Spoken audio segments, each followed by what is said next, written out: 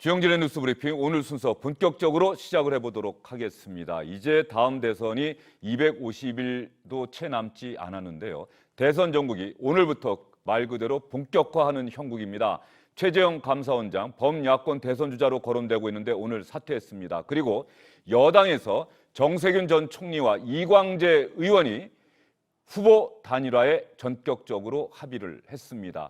두 주자가 기자회견 통해서 어떤 얘기를 했는지 반 이재명 연대라고 하는 표현에는 두 주자 모두 상당한 반감을 나타내고 있는데 정치권 여당 안팎에서는 이재명 지사에 반대하는 주자들의 연대 움직임이 두 주자의 단일화를 계기로 본격화하지 않겠느냐는 전망이 나오고 있습니다. 정권 재창출의 소명으로 깊은 대화와 합의를 통해 7월 5일까지 먼저 저희 둘이 하나가 되고 민주당 적통 후보 만들기에 장정을 이어가 국민과 당원, 지지자 여러분의 염원에 부응하도록 하겠습니다. 민주당 경선을 역동적으로 만들어 가겠습니다. 7월 5일까지 단일화를 이루어내겠습니다. 대선에서 승리하기 위해서입니다. 국민이 승리하는 나라를 만들기 위해서입니다. 두 주자의 말 잘 들어보셨습니까? 한준호 민주당 의원, 이상일 전 국회의원과 함께 이야기를 나눠보겠습니다. 두 분 어서 오십시오. 네, 반갑습니다. 한준호 의원께 먼저 질문 드릴 수밖에 없네요. 예상됐던 단일화입니까? 사실 예상은 못했습니다. 예. 지난 금요일에 중앙당 선관위 첫 회의가 열렸고 여기서 9명으로 예상되는 후보군들에 대해서 경선 일정을 발표를 했기 때문에 실질적으로 오늘부터 시작해서 사흘간 후보로 등록을 해야 되는 기간인데 그 첫날 네. 단일화에 대한 이야기가 나왔던 부분에 대해서는 아마 내부적으로도 조금 예상치 못했지 않았나라는 생각이 듭니다. 어젯밤에 두 주자들이 민주당 출입 기자들한테 문자 메시지 보내서 내일 네. 중대 발표가 있을 것입니다. 네, 라고 얘기했는데 그 중대 발표가 단일화예요. 네. 민주당 대통령 후보 경선 과정에서 예비 경선이 시작되기도 전에 이렇게 단일화했던 적이 있나 싶을 정도입니다. 제가 알고 있는 기록에는 없습니다. 예. 네. 정세균 전 총리, 이광재 의원, 그러면 한준호 의원께서 보시기에 지금 네. 한준호 의원은 혹시 선관위에서 네, 저는 중앙당 선거관리위원입니다. 예. 네. 어떻게 보면은 다른 대선 주자들이 좀 도와달라고 하는 요청에서는 자유로울 수 있는 자리네요. 네, 뭐 그럴 수 있죠. 예. 정세균 전 총리가 선배고 네. 이광재 의원이 후배고 네. 어떻습니까? 단일화 합의라고 하는 게 어떤 지지층이 겹친다. 친노, 친문 이 그렇습니다. 지지층이 겹친다는 게 하나의 이유가 됐을까요? 네, 두 분이 썼던 이제 적통이란 단어는 사실 굉장히 좀 협소한 의미의 적통이란 단어입니다. 그러니까 이거를 단순히 적통과 비적통으로 구분을 하기 위해서가 아니라 우리가 걸어왔던 길이 김대중과 노무현 이 부분에 있어서 상당히 겹치고 있다라는 이야기를 하고 있는 것이고 이런 부분에 있어서 지지 세력이라든지 아니면 돕고 계시는 분들이 상당수 겹칠 가능성이 있어서 아마도 두 분의 생각이라기보다 돕고 계시는 분들의 조언에서 이런 그 합의에 이르지 않았을까라는 생각이 듭니다. 예, 이상일 네. 전 의원께서도 기자 시절에 두 분 다 취재했던 경험이 네, 있을 그렇습니다. 텐데 말이죠. 네, 네. 어떻습니까? 누구로 단일화할 것 같아요? 글쎄 제 생각은 있는데요. 예. 아무래도 현재 지지율을 보면 지금 정세균 전 총리 지지율이 상대적으로 앞서는 상황이니까 상대적으로 좀 유리할 것 같다. 근데 저 두 분이 노무현 정부 때 또 특별한 또 친분이 있었던 것 같아요. 그때부터. 그리고 개인 간의 신뢰가 상당히 있고 예.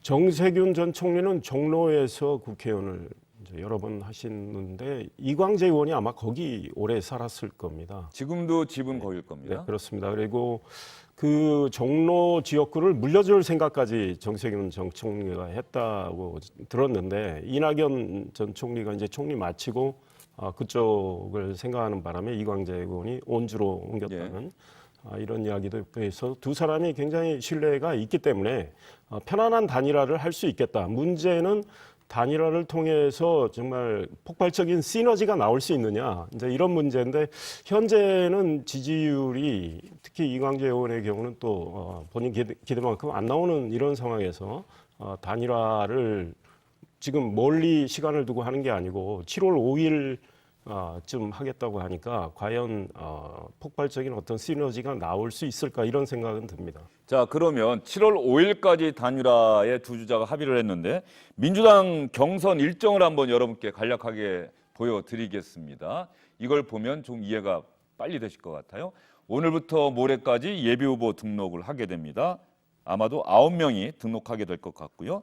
다음 달 9일부터 11일까지 예비 경선이 치러지는데 여론조사 50%, 당원조사 50%, 그리고 11일에 9명이 등록을 한다면 3명이 탈락하는 6인 후보자, 본 경선에 올라갈 6명의 후보자를 발표하게 됩니다. 그리고 9월 5일에 민주당의 대통령 후보가 결정될 예정인데 이때 1위 후보가 과반의 득표를 하지 못하면 5일 있다가 9월 10일에 결선 투표가 진행이 됩니다. 이때 아마 1위 후보와 다른 2위부터 6위 후보가 연대하는 그래서 어떤 결선 투표가 진행되지 않겠느냐 이런 전망이 나오고 있는데 한준호 의원님, 네. 7월 11일 6인 후보자 컷오프를 앞두고 7월 5일로 정세균, 이광재 두 주자가 단일화에 합의를 했다. 여론조사에 미칠 영향 뭐 이런 걸 감안한 거겠네요. 네, 일정을 전체적으로 발표를 했기 때문에 이 일자에 맞춰서 아마도 후보 단일화에 대한 날짜를 정하지 않았을까 생각을 하고 있고요. 뭐 그 안에 여러 차례 토론회가 있겠지만 저희가 첫 번째 TV 토론이 예상되는 게 다음 주 월요일 정도 예상됩니다. 그래서 다음 주 월요일 첫 TV 토론회를 하고 나서 바로 직후인데 뭐 그렇게 따진다라고 보면은 두 분께서는 이제 국민들에게 어떤 방식을 묻는 것보다 내부적으로 어떤 식의 조율을 할 것인가 그 세부 사항들을 조율하는 기간 정도로 봐야 되겠죠. 두 주자가 어떤 방식을 통해서 단일화할지는 오늘 발표가 안 된 것 같아요. 네, 오늘은 그것까지는 나오지 않습니다. 예, 요즘 뭐 여론조사 형태 그게 참 많은데 7월 5일 지금 말씀하신 것처럼 당장 다음 주 월요일 네네. 그때일 것 같은데 그때 어쨌든 정세균, 이광재 두 주자는 단일화를 발표한다. 두 사람 가운데 한 사람이 두 사람의 단일 후보가 된다 이렇게 발표를 했는데 오늘 기자들의 질문이 상당히 많았습니다. 이재명 경기지사에 반대하는 연대 아니냐. 물론 이광재 의원, 정세균 전 총리 다 부인했는데 이 부분 한번 들어볼까요? 이 자리에 분명히 말씀드릴 것은 반 이재명 연대는 없다. 이광재, 이재명 전 지사의 불꽃 튀는 대결이 있을 거라고 생각합니다. 본격적인 50대의 불꽃 튀는 경선을 위해서 저는 이 단일화가 필요하다고 생각했습니다. 현재는 정세균 총리와의 단일화에 집중할 생각입니다. 가능성을 닫아두지는 않으신다는 말씀을. 그렇죠. 정치는 어떻게 될지 아무도 모르니까. 결과적으로 이재명 경기지사에 반대하는 뭐 그런 연대. 정세균 전 총리는 그런 얘기를 했어요. 결선 투표가 자연스러운 후보 단일화 연대의 과정 아니겠느냐. 그러면 목표는 1차 투표에서 이재명 지사가 과반 득표하는 걸 막아야 되는 거예요. 네, 그렇습니다. 그리고 일단 본경선에 들어가는 분들이 6분이니까 사실은 그 6분이 거의 2달가량 경쟁을 한 뒤에 9월 5일 결과에 뚜껑을 연다면 1위가 50% 얻는 게 쉽지는 않을 겁니다. 그럴 경우에 1, 2가 다시 경쟁을 하게 되는데 1, 2 경쟁 과정에서 짧은 기간 동안 상당히 사실상 단일화가 이루어질 가능성이 크기 때문에 사실 이재명 지사가 현재는 뭐 상당히 앞서가는 상황이지만 지금 지지율 나오는 거로만 봐서는 안심하기도 어려운 상황이다. 그래서 지금 저 단일화가 AB 경선을 앞두고 시작되는 것들이 나중에 이제 본경선에 많은 역동성을 자극하는 그런 계기가 될 수도 있겠다. 이런 생각이 듭니다. 자, 그러면은 아까 잠깐 화면에 나갔습니다마는 민주당 대선에 도전할 9명의 주자들을 다시 한번 살펴볼까요? 이미 출마를 선언했거나 출마를 선언할 예정입니다. 자, 이재명, 이낙연, 정세균, 추미애, 박용진, 이광재, 김두관, 최문순, 양승조. 그런데 정세균, 이광재 오른쪽에 맨 위 그 바로 아래 두 사람은 단일화하기로 했으니까 8명으로 추려지는데 8명이면 2명이 예비 경선에서 탈락을 해야 됩니다. 6명 다음 주 월요일이면 결정이 될 것 같은데 다음 주 월요일 이 시간 즈음이면 한준호 의원님 네. 조심스러우시겠습니다만 전망 한번 해주시겠습니까? 6명에 누가 들어갈지? 제가 전망 잘못했다가는 문자가 상당히 들어올 것 같아서 조심스럽습니다. 예. 우선 여론조사와 예. 당원조사라는 것 자체가 좀 분리는 돼 있지만 지금 기존의 민주당의 당원들을 구성하고 있는 분들이 되게 문재인 정부에서 문재인 대통령을 지지하기 위해서 들어오신 분들이 많아서 기존의 민주당의 당원과는 좀 약간 색깔이 다릅니다. 즉 일반 여론조사에 상당히 가까운 조사가 될 텐데 네. 그러다 보니 지지율 순이 되지 않을까라는 예측을 단순하게 해볼 수 있을 것 같고요.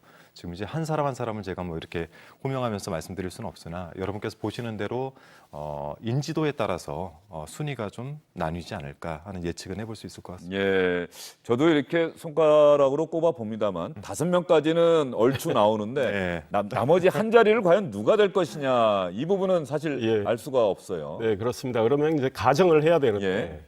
정세균, 이광재 두 분 중에 단일화가 된다고 가정을 예. 먼저 해야 될 거 아닙니까? 그러면 저는 이제 제 짐작으로 말씀드린다면 이건 순전히 저의 예. 추측입니다. 이광재 의원이 단판 형식으로 양보할 가능성도 상당히 있다. 예. 그러면 이제 남은 분들이 김두관, 최문순, 양승조 요 세 분 가운데 한 분이 올라가지 않을까.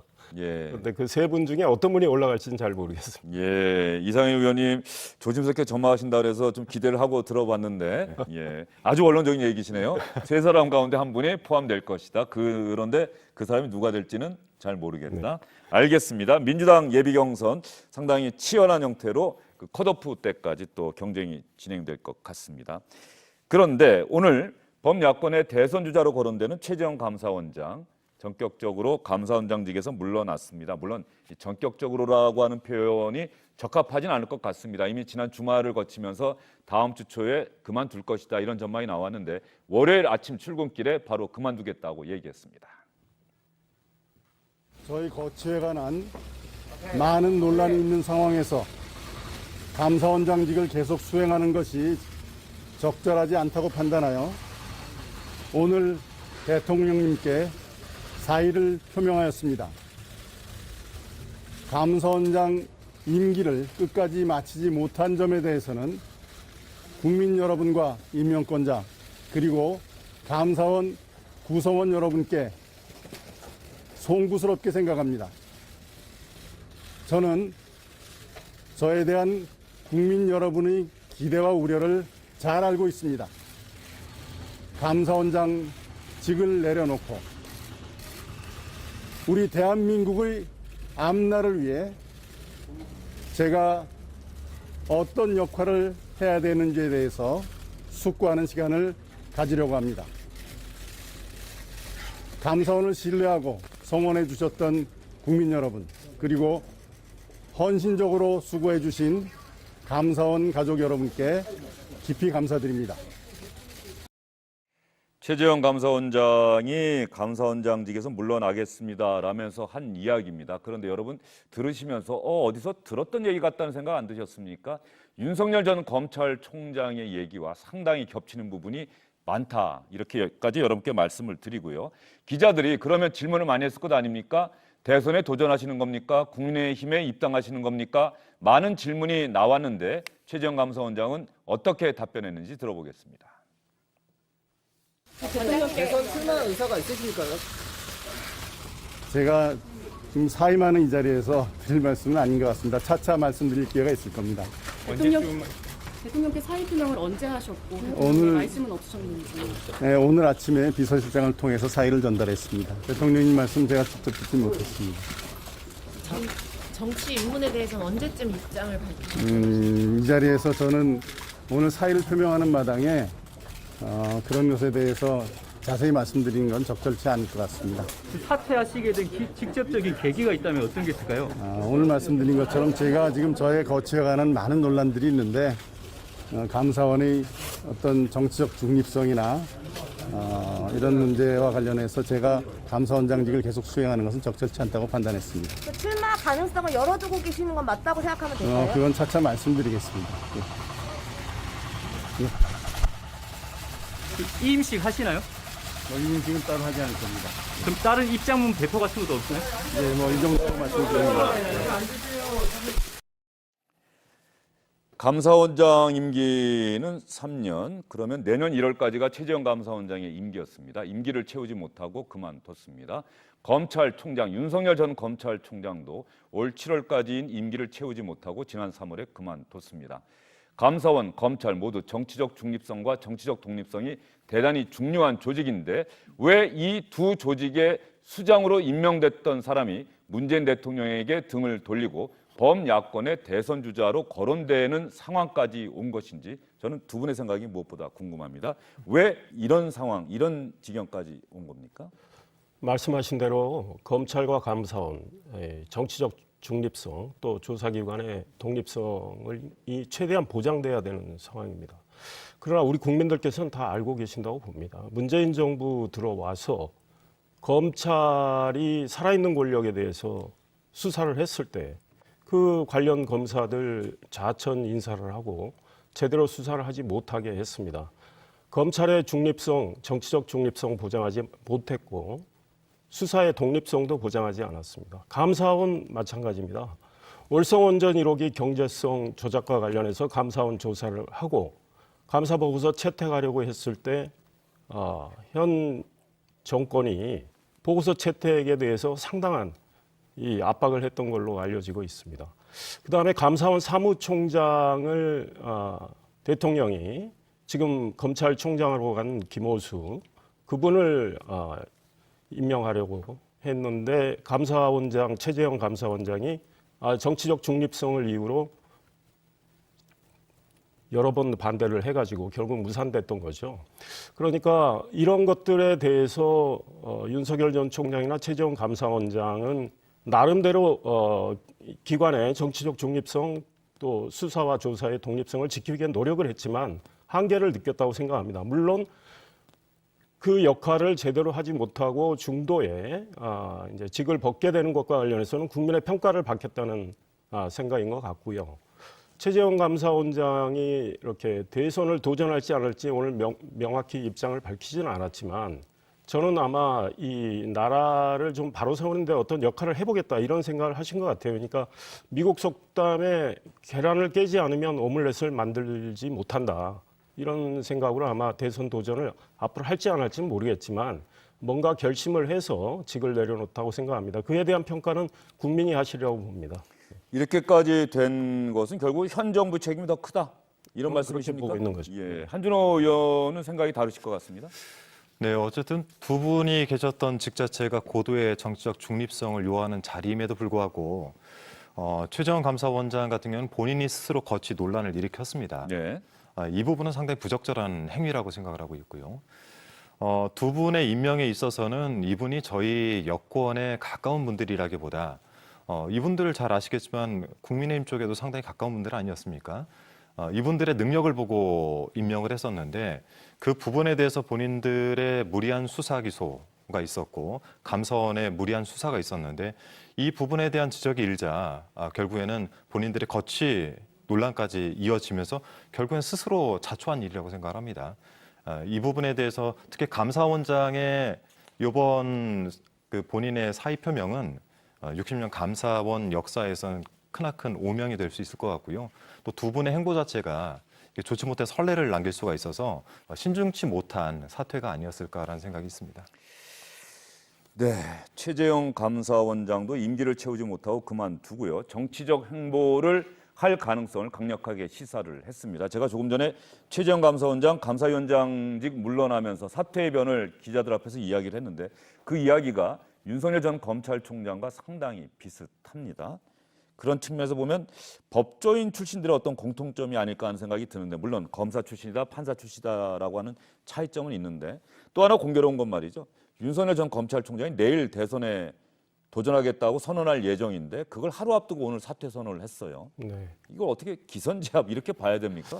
글쎄, 저는 최재형 감사원장이 그런 어떤 정치적 또 일종의 정략적 판단을 하셔서 오늘 사의 표명하신 거라고 생각하지는 않고 국회에서 지난번 법제사법위원회가 열렸지 않습니까? 그래서 최재형 감사원장에 대해서 그 대선 행보를 할 거냐, 고치는 어떻게 할 거냐. 특히 여당 의원들이 굉장히 여러 차례 질문을 했거든요. 그래서 머지않은 시기에 입장을 내겠다 이런 입장을 밝혔거든요. 그래서 그런 맥락에서 오늘 사의 표명을 했다고 생각을 하고 공교롭게 이제 윤석열 전 검찰총장이 내일 아마 대선 출마 선언 비슷한 그런 입장을 내리라고 생각하는데 결국은 저희 야권 입장에서는 저 두 분이 현 정부의 이 검찰과 감사원의 정치적 중립성, 독립성 훼손을 상징적으로 보여주는 이 인물이고요. 또 현 정부가 강조했던 공정과 정의, 과연 제대로 현 정부가 그걸 세우기 위해서 노력을 했느냐 의문을 제기할 수 있는 인물이기 때문에 저희들은 결국 저 두 분과 함께 해서 야권의 단일 후보를 내면 좋겠다 이런 생각하고 있습니다. 예, 제가 조금 전에 최재형 감사원장과 윤석열 전 검찰총장의 발언이 비슷하다고 말씀을 드렸는데 말이죠. 최재형 감사원장 오늘 얘기 보면 저는 저에 대한 국민 여러분의 기대와 우려를 잘 알고 있습니다. 윤석열 전 검찰총장이 지난 9일에 우당 이회영 선생 기념관 개관식에 참석할 때 기자들 만나서 국민 여러분의 기대 내지는 염려 이런 걸 제가 다 경청하고 다 알고 있습니다. 좀 지켜봐 주시기를 부탁드립니다. 거의 똑같아요. 네. 그리고 앞으로 제가 대한민국의 앞날을 위해 제가 어떤 역할을 해야 하는지에 대해서 숙고하는 시간을 갖도록 하겠습니다는 최재형 감사원장. 지난해 국정감사 자리에서 검찰총장 그만두고 뭐 하실 겁니까? 그때 윤석열 전 검찰총장 대한민국을 위해서 제가 뭔가 할 수 있는지 생각을 좀 해보고 네. 이바지하도록 하겠습니다. 이런 취지로 이야기를 했단 말이죠. 네네. 공교롭게 두 사람의 발언이 상당히 비슷하다. 그러니까 메시지라는 거 자체가 즉흥적이진 않거든요. 그러니까 이런 중요한 결정을 했을 때 메시지라는 거는 심사숙고해서 나오는 건데 심사숙고한 메시지가 비슷한 단어와 비슷한 맥락으로 담긴다라는 건 사실 메시지 관리를 하는 분들에 대한 그러니까 궁금증을 좀 자아낼 수는 있겠죠. 과연 이분들의 메시지 관리는 누가 하고 있는 것인가에 대한 궁금증이 좀 생기긴 합니다. 네. 윤석열 전 검찰총장이 내일 대선 출마 선언을 앞두고 서울 양재역 근처에 있는 매원 윤봉길 의사 기념관에서 내일 출마 선언을 할 예정인데 지난 휴일이죠. 휴일에 이곳을 찾았다 그래서 언론에 보도가 많이 됐어요. 그림도 나오고 사진도 나오고 그랬는데 윤석열 전 검찰총장 그림 잠깐 한번 볼 수 있으면 좋겠습니다. 윤석열 전 검찰총장이 이곳을 미리 찾았다.